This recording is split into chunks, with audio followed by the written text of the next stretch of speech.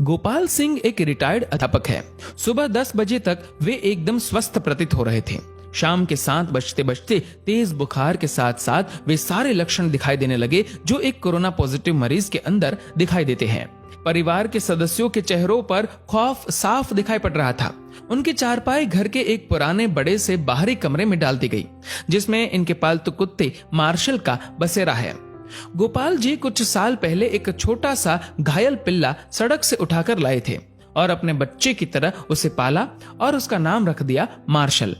इस कमरे में अब गोपाल जी, उनकी चारपाई और उनका प्यारा मार्शल है। दोनों बेटों बहुओं ने दूरी बना ली और बच्चों को भी पास ना जाने के निर्देश दे दिए गए। सरकार द्वारा जारी किए गए नंबर पर फोन करके सूचना दे दी गई। खबर मोहल्ले भर में फैल चुकी थी, लेकिन मिलने कोई नहीं आया। साड़ी के पल्ले से मुंह लपेटे हुए, हाथ में छड़ी लिए पड़ोस की कोई एक बूढ़ी अम्मा आई और गोपाल जी की पत्नी से बोली, अरे कोई इसके पास दूर से खाना ही सरका दो, वे अस्पताल वाले तो इसे भूखा ही ले जाएंगे उठा के। अब प्रश्न ये था कि उनको खाना देने के लिए कौन जाए। बहुओं ने खाना अपनी सास को पकड़ा दिया। अब गोपाल जी की पत्नी के हाथ थाली पकड़ते ही कांपने लगे, पैर मानो खूंटे से बांध दिए गए हो।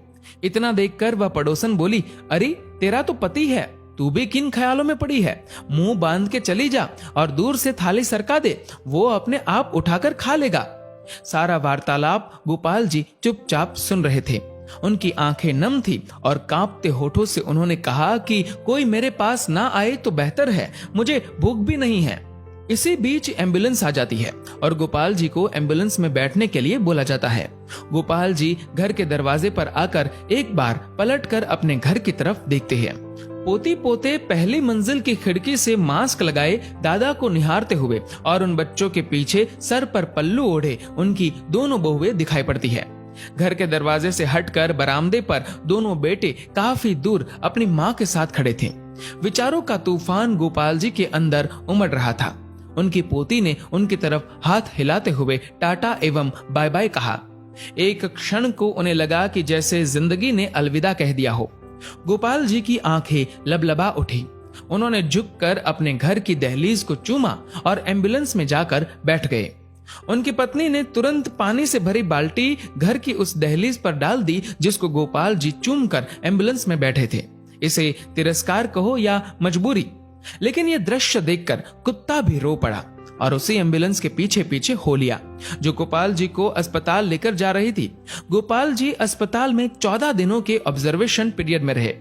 दोबारा टेस्ट किया गया तो उनकी रिपोर्ट सामान्य थी। उन्हें पूर्णतः स्वस्थ घोषित करके छुट्टी दे दी गई। जब वह अस्पताल से बाहर निकले तो उनको अस्पताल के गेट पर उनका कुत्ता मार्शल बैठा दिखाई दिया। दोनों एक दूसरे से लिपट गए। एक की आंखों से गंगा तो एक की आंखों से यमुना बहे जा रही थी। जब तक गोपाल जी के बेटों की लंबी गाड़ी उन्हें लेने पहुंचती, तब तक वो अपने कुत्ते को लेकर किसी दूसरी दिशा की ओर निकल चुके थे।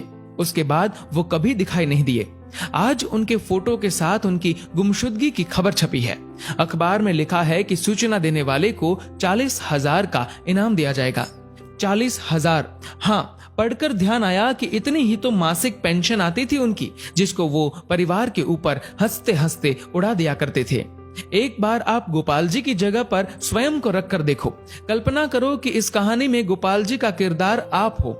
आपका सारा अहंकार और सब मोह माया खत्म हो जाएगी। हे कोरोना, तू पूरी दुनिया में मौत का तांडव कर रहा है, पर सचमुच में तूने जीवन का सार समझा दिया है। तेरे लिए अमीर गरीब, छोटा बड़ा, स्त्री पुरुष, राजा रंक कोई भेदभाव नहीं, सब एक समान है।